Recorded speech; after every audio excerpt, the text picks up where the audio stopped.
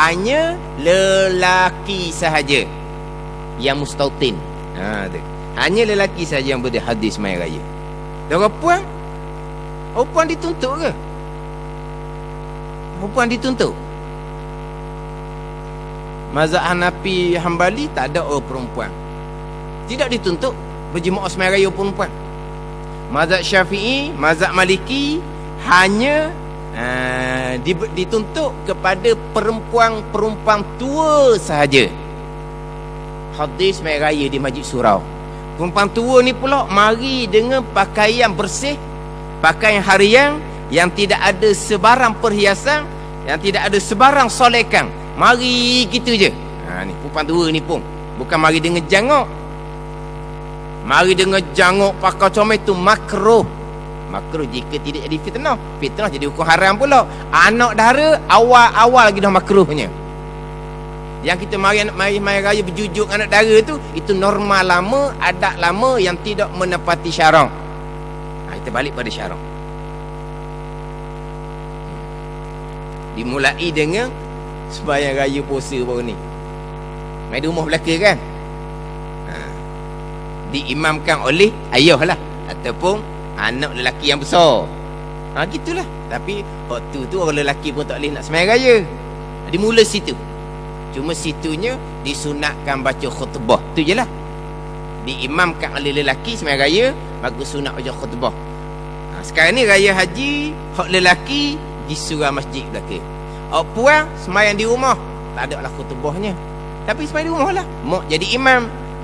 Anak yang besar jadi imam. Tu je lah. Ni fikir pipi je lain kali. Dah, ini norma baru yang menepati syarak.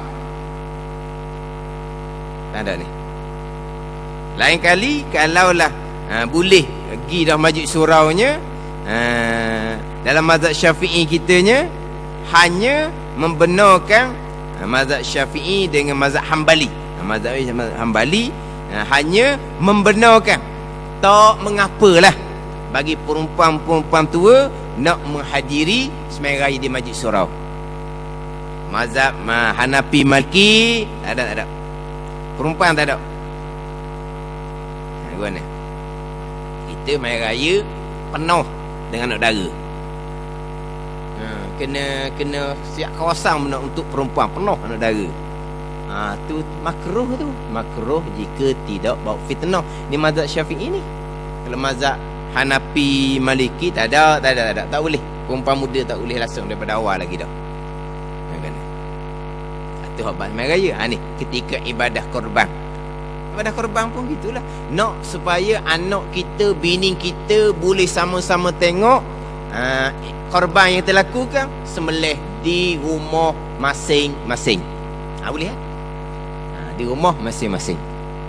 Atau afdal di rumah masing-masing tu. Buatlah di rumah masing-masing. Barulah bini kita, anak kita boleh keluar tengok. Buat di tempat ramah tak payahlah. Ni hak mulai ni, hak SOP PKPP ni kita tengok gitulah sama-sama.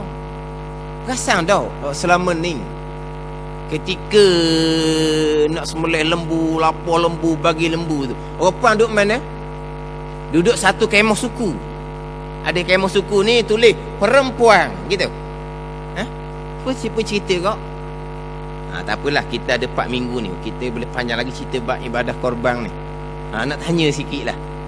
Dah, kita ni ayah, kita ni suami. Perempuan-perempuan yang ada tu anak perempuan kita, isteri kita. Siapa yang besar tanggungjawab? Kita lah. Ayah, suami, kita lah. Ke budak perempuan tu anak buluh betung, tak ada ayah? Ada ayah, ada suami di situ. Kenapa biarkan? Dah, ni nak mari belaka. Jangan gitu. Jadi selama cuba kita nilai balik, di manakah ni perempuan ni berada ketika tengah ramai-ramai tu. Sekali nak sembelih, mari beripung. Lepas tu lelaki sebelah mana? Perempuan sebelah mana? Perempuan sebelah sini. Letak tabir tengah. Perempuan sebelah sini lelaki sebelah sini. Gitu ke?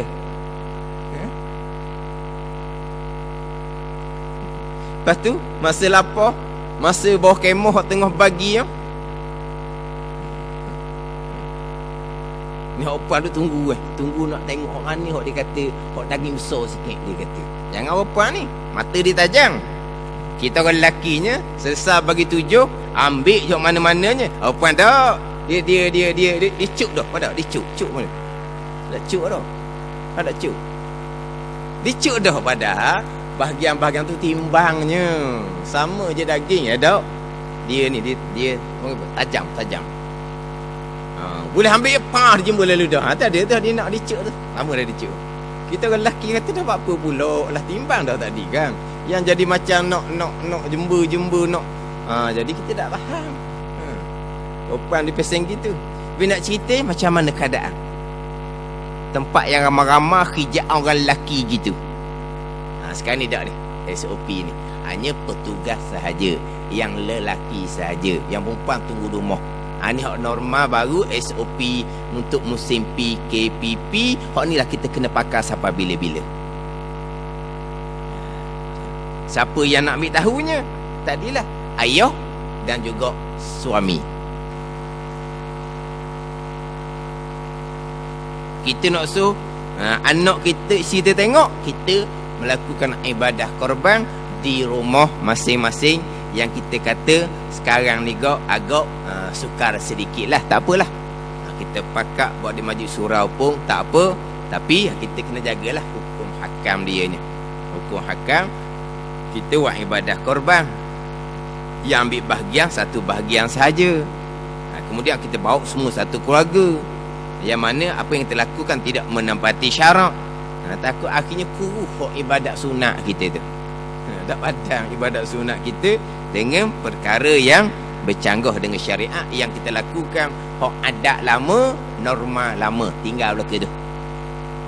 Kalau nak cerita adat lama, norma lama, hak terpaksa diubah dengan norma baru.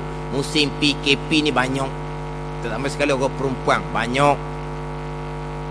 Hak norma baru yang tersekat dengan PKP ke apa, PKPB apa dah, B dah tengok tu mula. Hak norma baru tu lah yang menepati syarak. Hanya tadi sebut hasmai raya, sebut ibadat korban nanti insya-Allah. Belum sebut lagi hasmai jemaah, belum sebut lagi jemaah tarawih witir. Belum sebut lagi tu. Hak norma baru ni, perempuan di rumah. Hak tu hak menepati syarak. Tapi di rumah belaka masa tu termasuk lelaki. Hak saya tengoknya masa PKPB ni, ketika mengiringi jenazah perkuburan orang lelaki saja. Tu hak syariat. Hak perempuan mengiringi itu hukumnya makruh. Nabi larang. Ingat baik, Nabi larang. Hak dah disebut nuhina anittima'il janais, dilarang akan kami daripada mengiringi jenazah. Nabi larang. Larang itulah pandangan muktamad, larang makruh.